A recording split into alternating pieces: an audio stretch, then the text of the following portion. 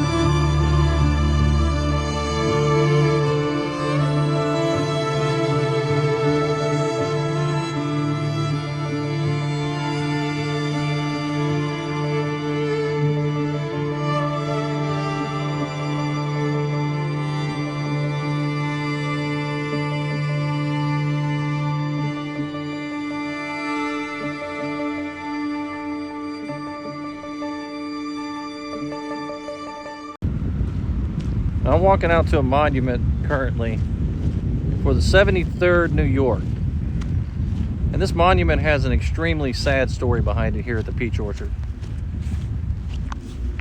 A couple of twin brothers by the last name of Denon were fighting with the 73rd New York. And at the 7 days battle, Thomas gets a head wound. Well, Thomas ends up out of the picture for a while because of that head wound. And he rejoins the army, and him and his twin brother are back together fighting again when they get to the Battle of Chancellorsville. Thomas ends up dying as a result of another wound. And the soldiers around Thomas and the other brother, they remarked about how his brother wept on the field and how they'd never seen anything like it. It brought them to tears, and it made them extremely sad. Well, his brother went on to say constantly during the campaign headed towards Gettysburg that the next major battle would be his last battle, that he was going to join his brother soon. And he got his wish right here at the Battle of the Peach Orchard in Gettysburg, Pennsylvania. That monument is right here behind me. Now, these two brothers are depicted on this monument, and if you can look real close at this monument, firefighters have a brotherhood anyways, kind of like military service members. But they're holding hands. It's a very touching moment to see something like this on this battlefield. Because usually it's an individual soldier at the top of these monuments standing bravely and proud and not scared of anything and facing the enemy with their fists in the air. But this one depicts a firefighter and a soldier together, because that's what they were, firefighters and soldiers. And they're also brothers, fighting together alongside each other for freedom and democracy and union. Their story comes to a close here, but this is one of the short stories that's involved with the battle here at the Peach Orchard. The 73rd actually had to stand back here on this hill that I'm at right now and watch as the 114th went into battle against the Mississippians ahead of me.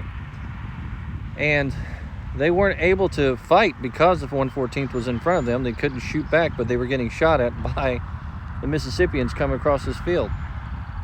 Well, that turns out to be a problem for them, because by the time the 114th decides to skedaddle back across the road and run back in their direction, Mississippi's coming headlong into them.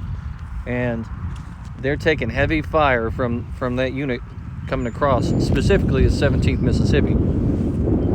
And eventually, they end up having to retreat back across this field here too, just like the rest of their comrades here at the Battle of the Peach Orchard.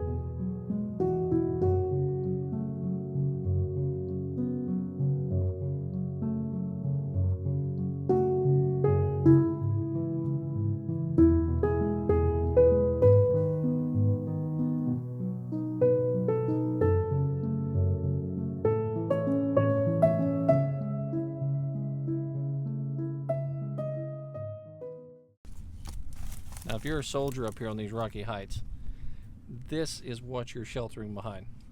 You've got these large boulders, and you're sandwiched in between these rocks. And generally, they were out in the open anyhow. They didn't come behind these rocks unless they absolutely necessarily had to. But soldiers would shelter in place here, just like anybody with any common sense. Big, large rock, get behind it. Hopefully, I don't get hit by a bullet. This is one of the neat places that you can go to over here near Devil's Den and the Little Round Top and all that, and see stuff like this.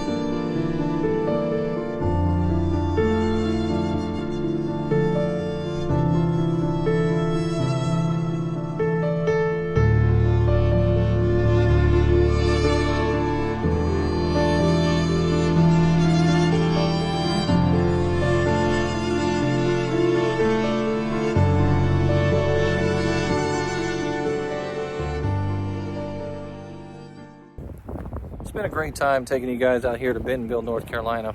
Unfortunately, the park itself was closed, so I couldn't get into the visitor center or get any materials for the video out here. But fortunate enough for me, they had some maps up of the driving tour that I could take, and that's pretty much what I used to create this video for you guys, to see a little bit of what you can see out here at Bentonville, North Carolina. You know, this statue that's behind me here was dedicated long after the battle had ended.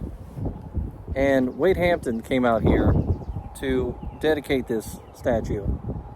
And he said something that I'm sure had a different meaning for him, but still sort of resonates. He said, "Time may teach us to forgive, but it will never teach us to forget." History is that tool that we use so that we don't forget.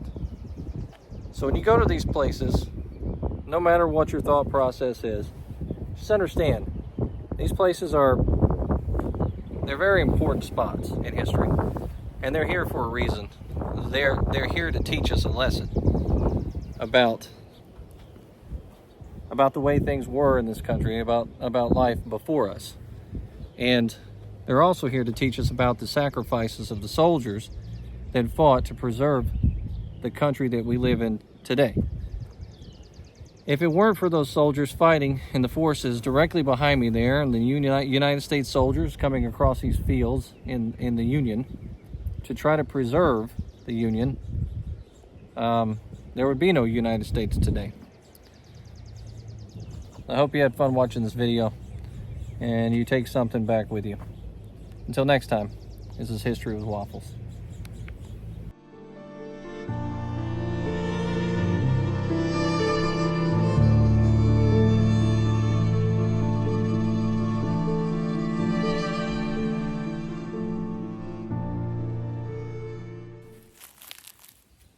Now, I'm out here in Williamsburg, and I came out to Redoubt number 2 to talk about the location where some of the fighting happened, and kind of give you a perspective of what the terrain looked like when New Jersey rolled into the ravine, because a lot of the spots out here look a lot like a ravine. And at Redoubt number 2, I saw something that was kind of alarming.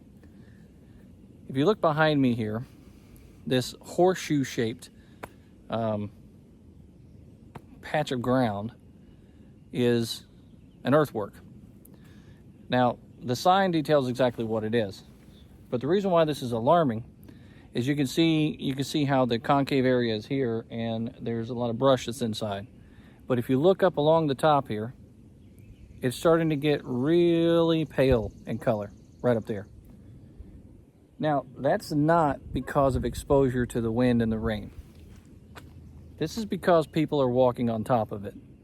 And it wasn't that long ago, a couple of years back when I came out here, that this was a lot higher than what it is today.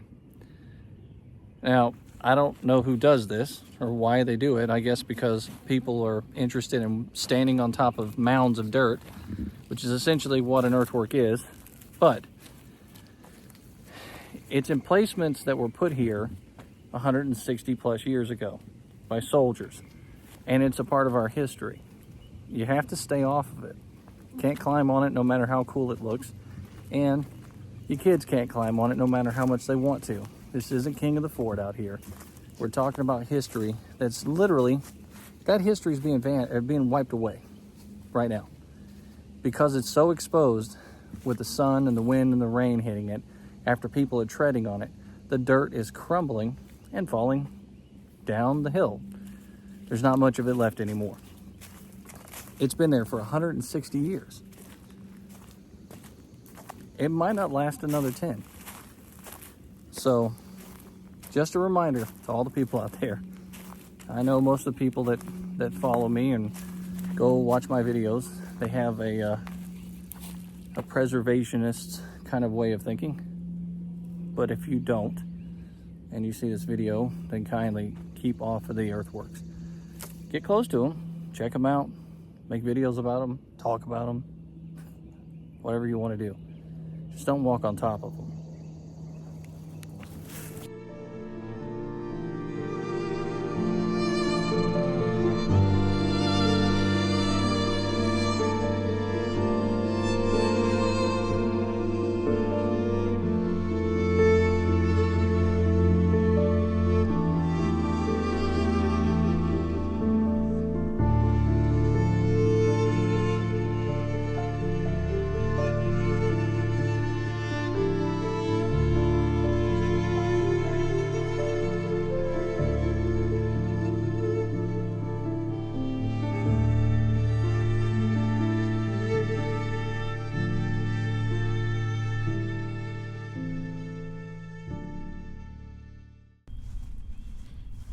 Now, to start this whole thing off, I have to take you out to a location so that you'll understand why Dan Sickles made the decision that he made.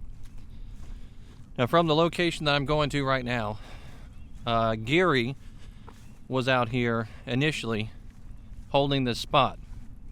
Dan Sickles receives orders to come out here and put his men in the same place that Geary had his men. Dan Sickles claims that he sent his staff out here and then eventually made his way out here too. And when he got to this position, he realized that this was not an advantageous spot. He had requested more confirmation on where he was supposed to go, and that he wasn't clear on his orders.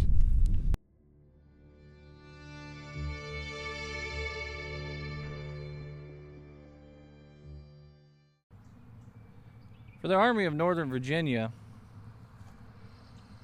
the days were slipping away in 1865 when April came around.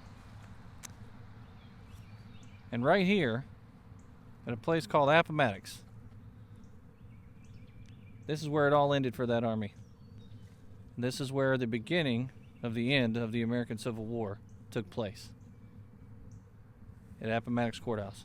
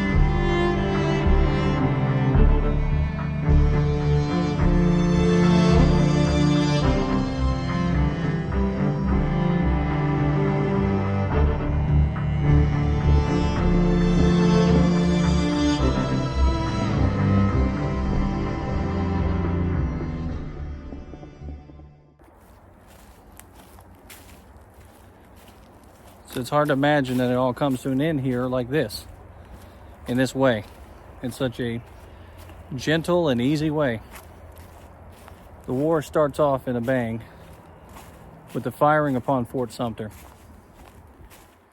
Mass casualties happen at the very first instance of battle. The United States Army is not prepared to fight, and they lose at Manassas. One bad general after another, indecisive, not sure of themselves. One mistake after another. And then General Grant comes along and shores up the talent pool that he has and ensures victory and the country to come back together. And then all along the way, the many soldiers that perished, the many United States soldiers that perished, the big names that came from this battle, from this war, the General Jacksons, the General Grants, Longstreet, Lee. But really, what's the real and true story here? The true story is the common soldier. They're the ones that sacrificed the most. They left their homes, their families behind, and they served honorably. And some of them died on the field honorably. Those United States soldiers gave everything they had to keep this country together.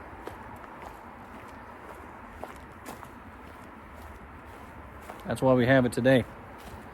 So that's why I go out to fields like this. I go out to these historical places.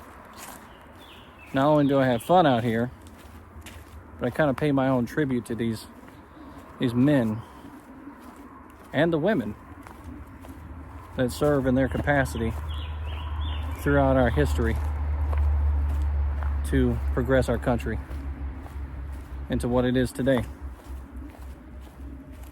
A more perfect union. Not perfect, but better than it was. Well, I hope you've enjoyed the trip here to Appomattox. I certainly have. It was great weather for the trip. Till next time, this is History with Waffles.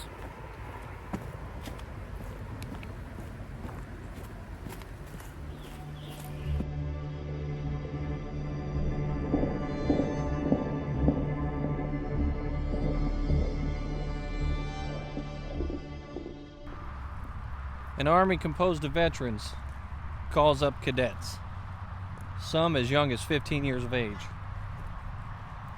The general, former Vice President of the United States, now fighting for the Confederacy. The opposing side, a German general whose army has lost all confidence in his leadership.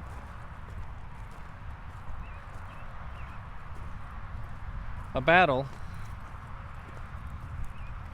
whose rate of casualties, 13% in some cases,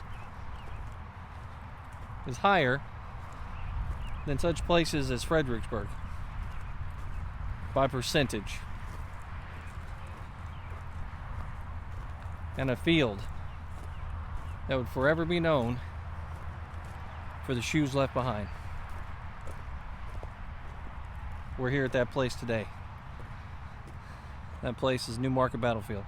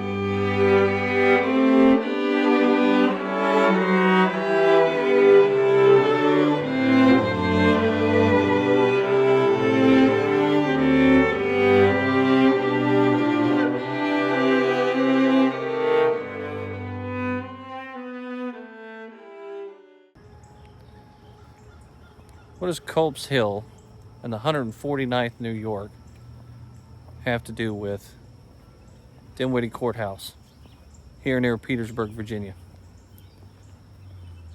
Well, we're going to reveal that here pretty soon. Right here at Dinwiddie Courthouse. We got a story about a man that fought at Gettysburg, survived Gettysburg, but his story takes a drastic turn at the Battle of Dinwiddie Courthouse, March 31st, 1865.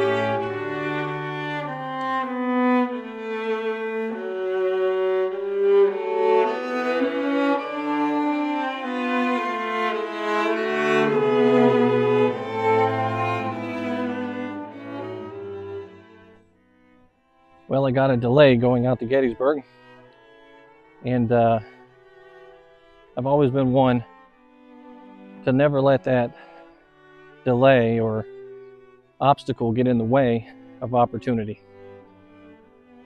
Realizing that July was the same time frame that Malvern Hill was fought, just a year apart, I decided to come out here and tell the story on July 4th.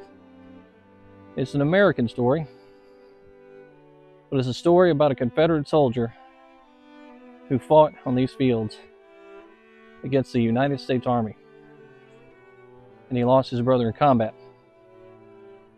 Now, when I get up to Gettysburg, we're going to tell the story again, but this time it's going to be about Pickett's charge and the events that took place up there with him surrounding a decision that one of his co-leaders made as they were coming across that field. It's going to wrap up this whole story, and it's going to make sense of why I talked about how nice he was. I hope you enjoyed the story, the video here on the 4th of July. I hope to have it published here shortly and put it out there for you so you can see it. Subscribe and like and hit that alert button. Until next time, this is History with Waffles.